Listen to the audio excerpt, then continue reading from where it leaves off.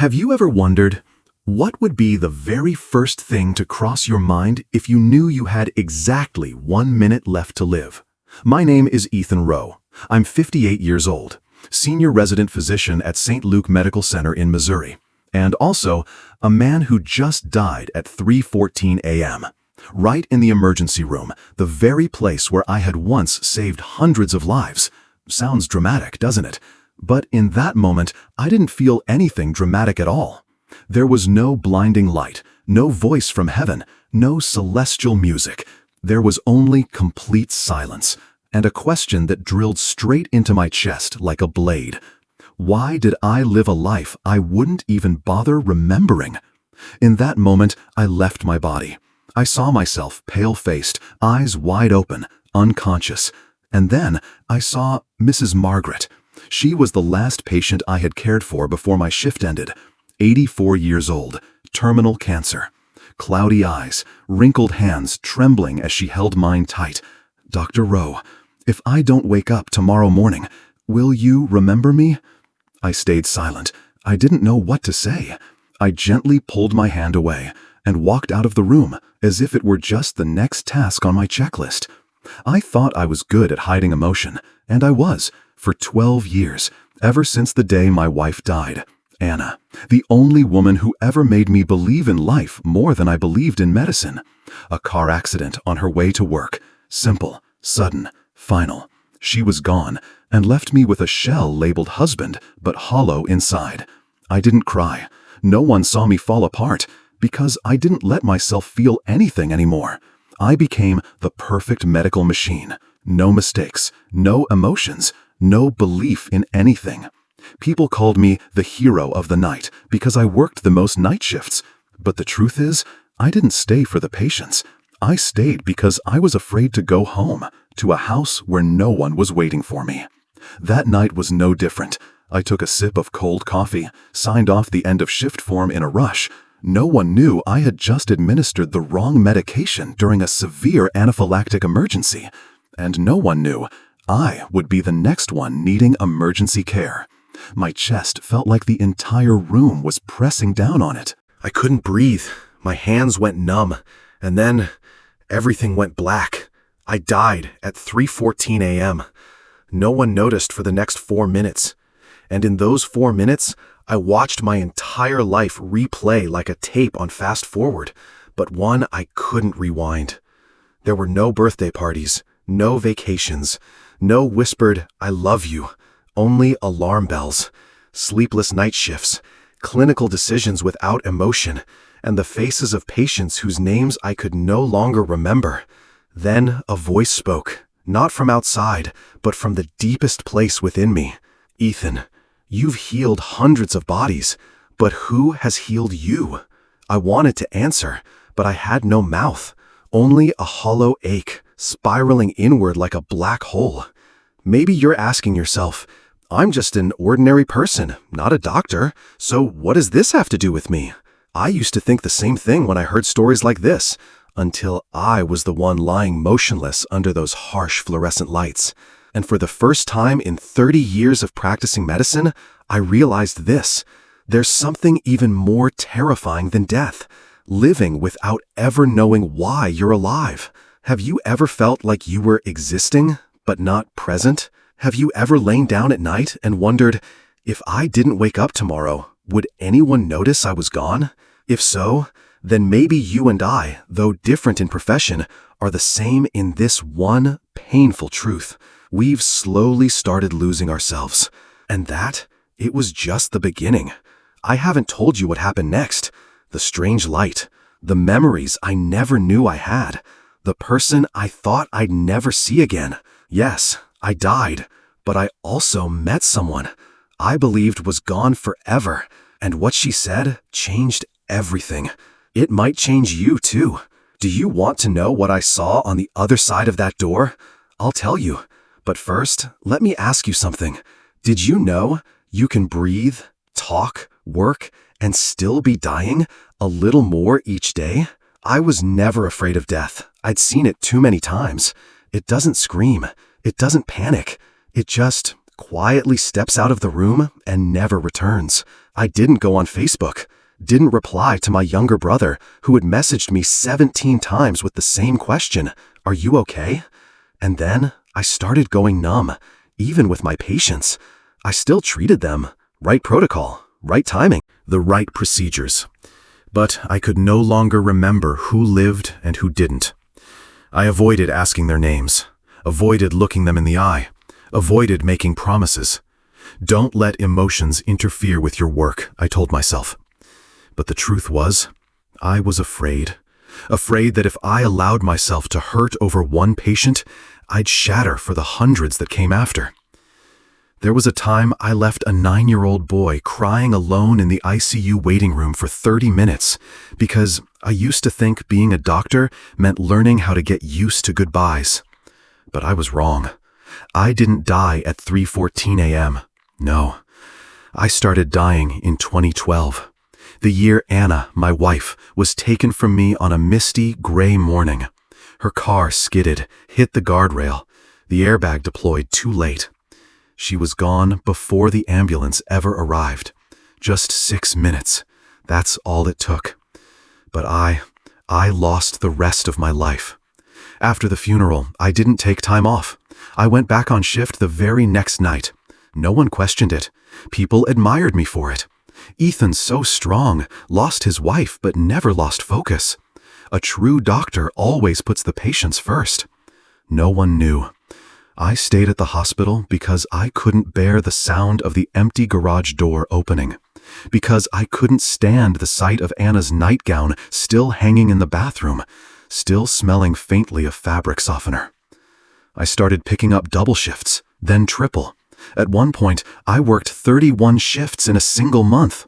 They called it dedication. I called it an organized escape. At first, I told myself I was just throwing myself into work to forget the pain. But slowly, I forgot how to feel anything at all. No sadness, no joy, no anger, no love. I became an emotional thermostat, cold enough to function, but not so cold that anyone would notice. One night, Clara, the nurse who'd worked beside me for 5 years, looked at me and asked, "Ethan, have you ever thought about opening up again? To someone? To anything?" I smiled, shook my head, and said, "If I open up, who's going to stitch me back together?" I was afraid, not of love, but of losing again. I had lost my wife without doing anything wrong. And since then, I have lived by one rule. If nothing touches your heart, then nothing can break it. I stopped making new friends, stopped going back home, skipped weddings, birthdays, and Christmas. Because I couldn't bring myself to walk in. His father was in a coma, critical. His mother had already passed away. He sat on a chair, clutching a worn-out teddy bear, eyes wet and silent. I walked right past him. Didn't stop, didn't say a word. That night, I couldn't sleep. But the next day, I went back to work. And a few weeks later, I forgot that boy's name. There is a kind of death quieter than a stopped heartbeat.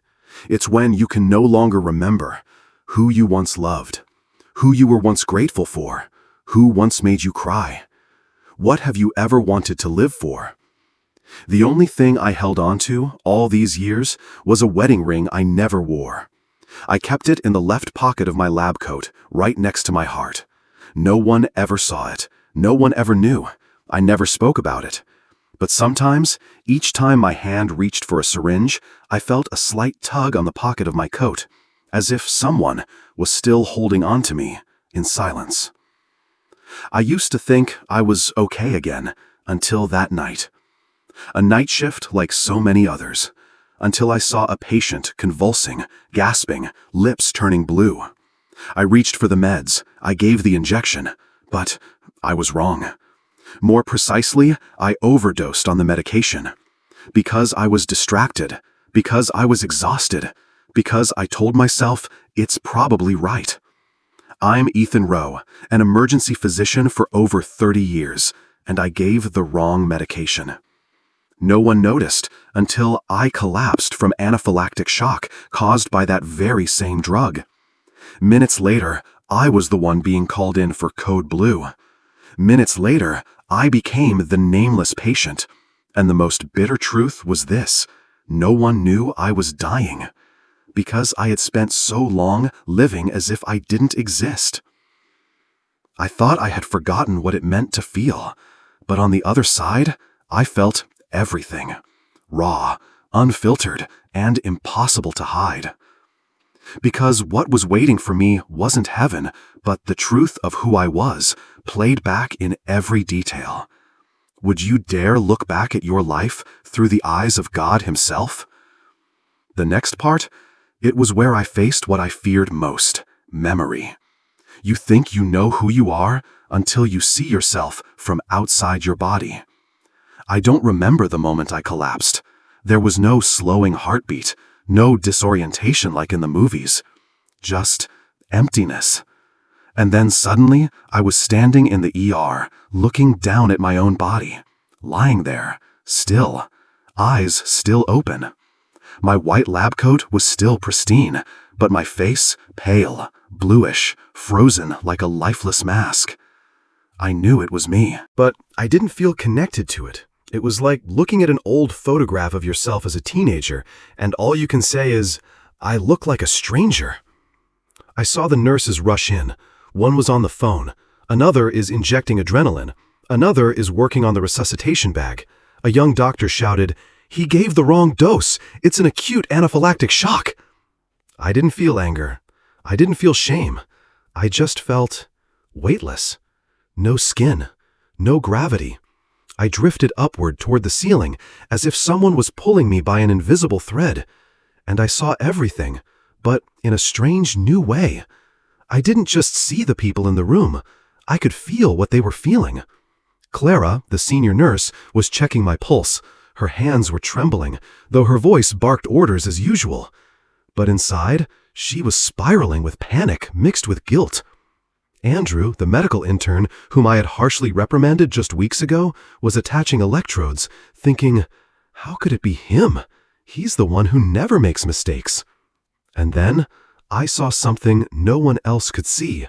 I saw Anna, my wife. She didn't come through a glowing doorway. She didn't descend from any staircase in heaven. She was just there, standing quietly in the corner of the room, under the soft glow of a flickering light. She was wearing that old floral dress, and smiling. I thought I had forgotten. "I'm still here, Ethan," she said. "I never left. But you left yourself a long time ago." I broke down in tears, not because I saw her again, but because, for a fleeting moment, I remembered what it felt like to feel. And in that very moment, the room began to fade.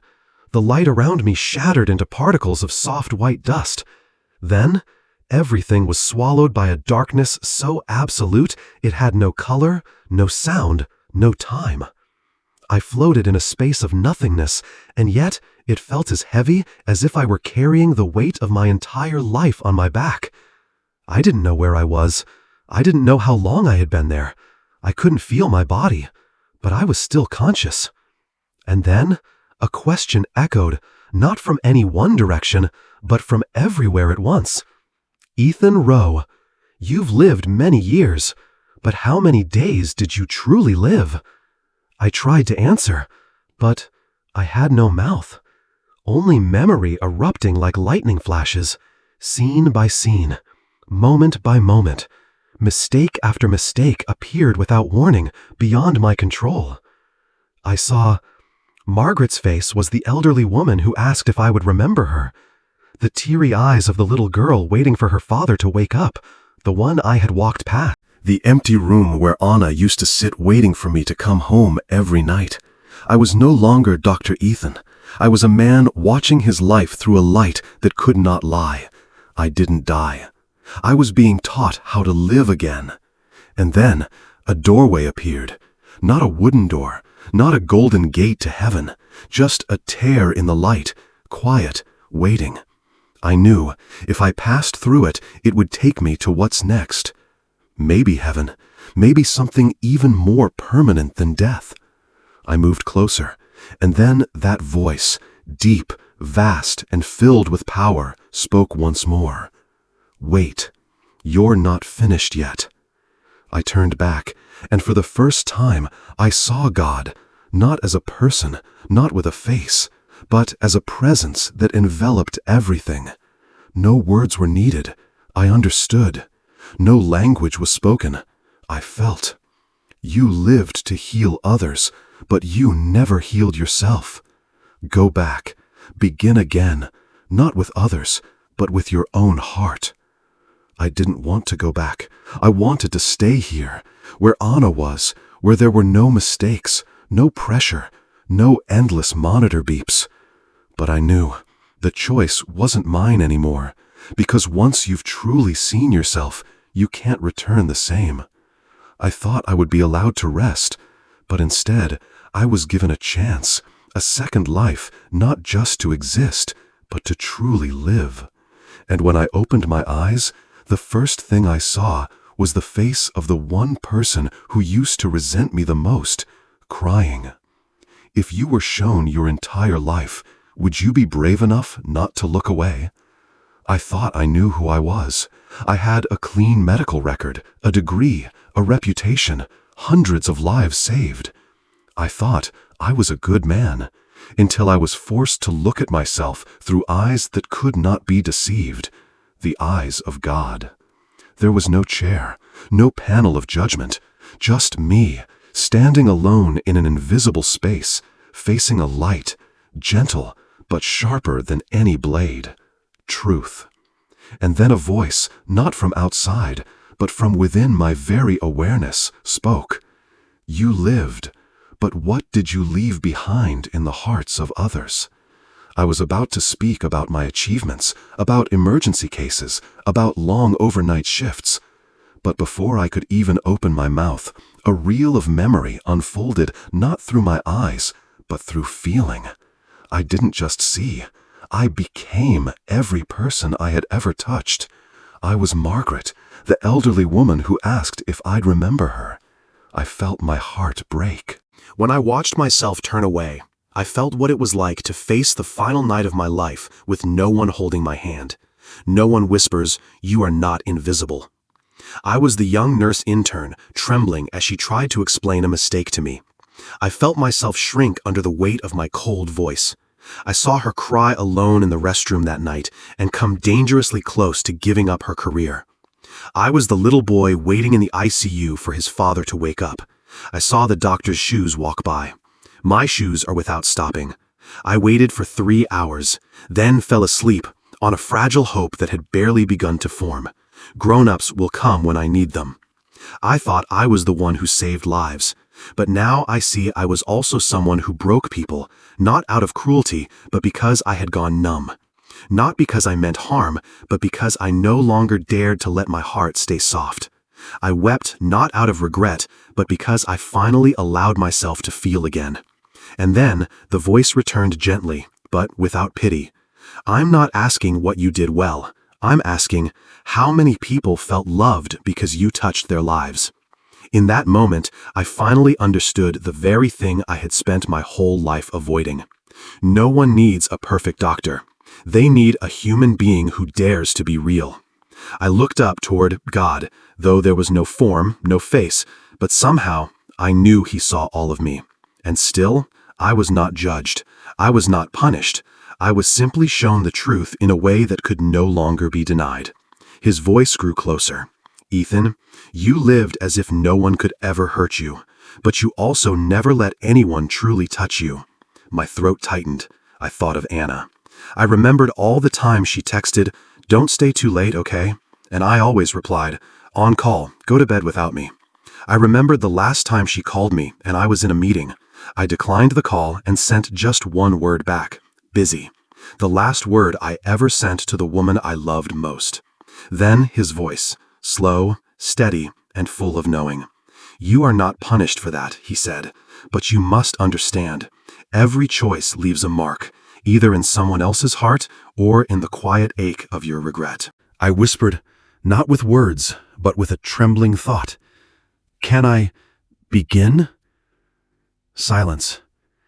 And then the light around me began to fold in on itself, as if time were reversing.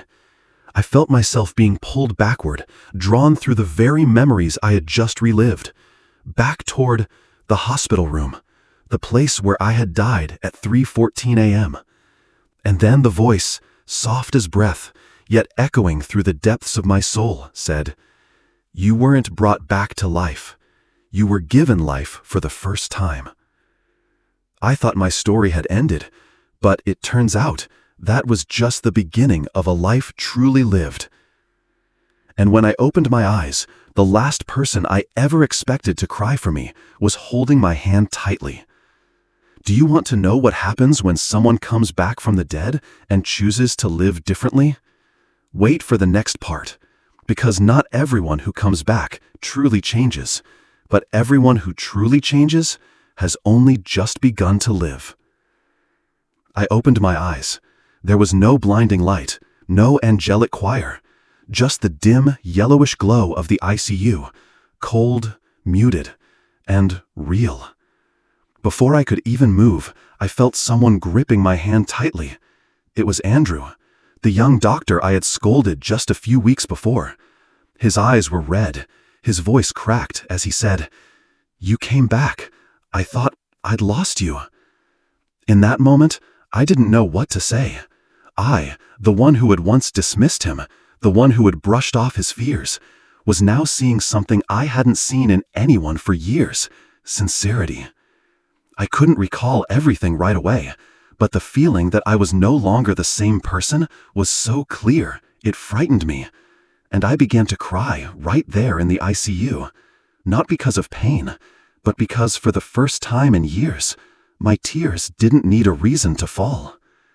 3 weeks later, I was discharged, but not to return to my laptop or the shift schedule or a stack of patient files. I came home with a new list, handwritten, in blue ink, scribbled in the recovery room. To-do list, things to do while I still have the chance. Write letters of apology to every person I've ever hurt, whether they're still alive or not. Call my brother back and listen. Look at Anna's photo again and stop running from it.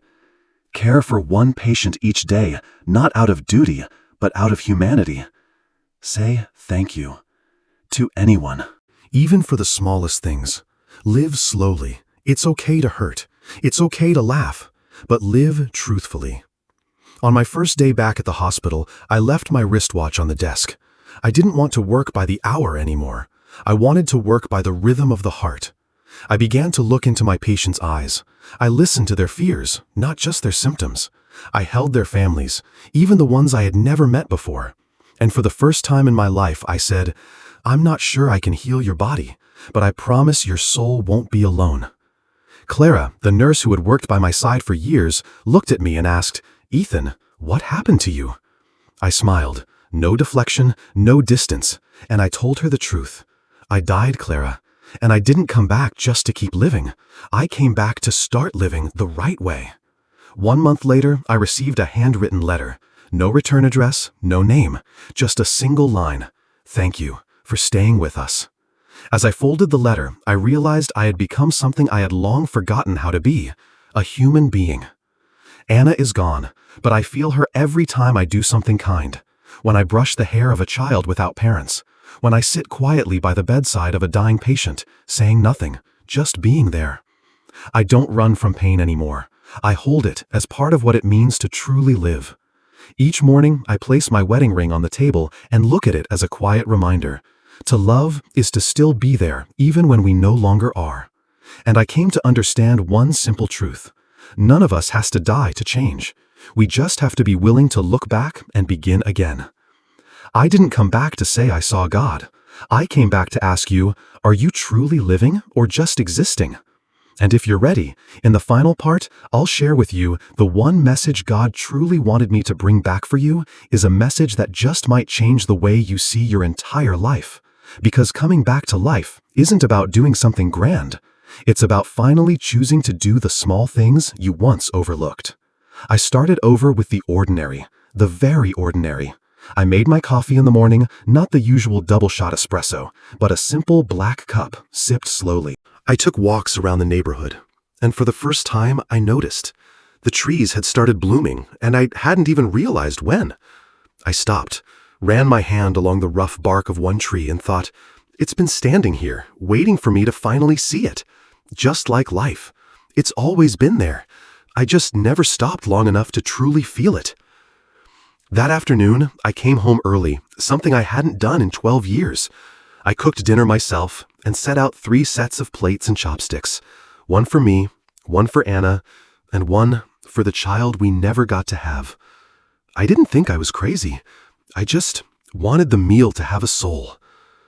That night, I opened my phone and searched for the name Benjamin Rowe, my younger brother. He had sent me 17 messages over the past 4 years, all circling the same question. Are you okay? Sending you a photo of Mom and Dad. Will you be home for Christmas this year? I miss you. I had never replied to a single one. I tapped call. My heart pounded like a child about to dial their father after breaking the rules. He picked up almost instantly. A shaky, startled hello? Then silence. Then a choked sob. Ethan? Is that you? I gripped the phone, my throat tightened, and I finally said the words I had held in for far too long. I'm sorry. I lived like no one needed me, and I was wrong. Thank you for never stopping waiting. We talked for hours, no agenda, no problem to solve. Just 2 brothers, for the first time in over a decade, hearing each other breathe, without blame, without walls. Benjamin shared, Mom passed away last year. I didn't know. He got married, had a daughter, named her Anna. I didn't know that either. Every year, he sent me Christmas cards. All of them are still sitting in a drawer. I'm not angry at you, Ethan. I'm just sad that I wasn't enough of a reason for you to come back. And I wept. Not from pain, but because I finally understood that there were people who had loved me unconditionally through all the years I had disappeared. Since that day, every morning I FaceTime my niece, little Anna. She always starts with the same question. Uncle Ethan, are you still alive today? I laugh. I'm truly alive, and happy too. But now, everything I do carries the awareness of someone granted extra time. I water the plants and greet them as if they can hear me. I say thank you to the mail carrier. I place my hand over my chest every time a patient reaches for mine as a silent promise. I'm here, fully, completely. I didn't become a spiritual guru. I didn't go on podcasts to tell a miraculous story. I just lived lighter, deeper, more real. I used to think that coming back to life was the greatest miracle, but now I know living truthfully is the greatest miracle of all. And in the final part, I'll share with you the most important thing God ever whispered to me. A truth so simple that if you truly understand it, you will never live the same way again. There's no journey longer than the one that leads you back to your own family. 3 months after I was discharged, I did the one thing I had avoided for 12 years. I went home. Not to the apartment where I had lived alone for so long, but to home. The place where Benjamin and I grew up, where my mother used to sit by the window embroidering handkerchiefs and calling me her stubborn but tender-hearted firstborn. I returned on a quiet Sunday afternoon. The sky was a soft, waiting blue, as if the world itself had been holding its breath. Benjamin opened the door. No hugs, no tears. He simply placed a hand on my shoulder and said, "Mom always kept a seat for you at the table." I choked up. Mom was gone, but they had still saved a place for me. A wooden chair, its back slightly tilted, was set by the window where sunlight streamed in at an angle. Little Anna came running, no hesitation, no awkwardness. She wrapped her arms around my legs as if I had always been a part of her childhood. "I saved your bed, Uncle. There's a stuffed animal on it." I laughed for the first time, like someone truly alive. That dinner wasn't anything special. Roast meat, vegetable soup, and cornbread, just like Mom used to make. But every bite I took melted into memory. Mom's playful scolding, "Ethan, don't go for the crispiest piece first." Benjamin's laughter, mouth full of cornbread, singing Christmas songs in the middle of summer. The creak of the old wooden chair was a sound I used to hate, now suddenly felt so heartbreakingly familiar. Benjamin poured me a small glass of wine, Mom's favorite kind. "We'll go visit her tomorrow morning. She'd be so happy to see you're not running anymore." I nodded, didn't say a word, because if I did, I might break. The next morning, the sky was blue. No wind. Mom's grave lay beneath an old maple tree. Its leaves had just begun to turn gold. I stood in silence. No prayers, no speeches. I simply laid a white chrysanthemum on her grave and sat down on the earth like the little boy I once was. "I'm sorry for missing Mom last year, for not being there for Benjamin, for thinking my pain was the only one that mattered, and forgetting that everyone else was hurting too." A soft breeze brushed across my face. Not cold, not harsh, but like an old, gentle hand, full of grace, resting on my forehead and saying, "It's okay, child, as long as you've come back." Benjamin stood behind me, silent, not interrupting. When I turned to face him, he smiled at the light as he exhaled. "Mom's already forgiven you. Now maybe it's time you forgive yourself." I bowed my head, for the first time, not out of guilt, but out of gratitude.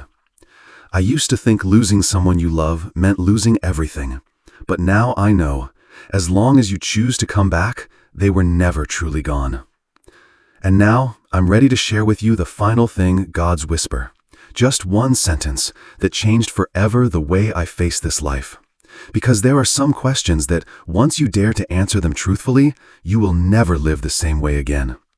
It's been 6 months since I died, and I'm still not sure what to call this time. A resurrection? A rebirth?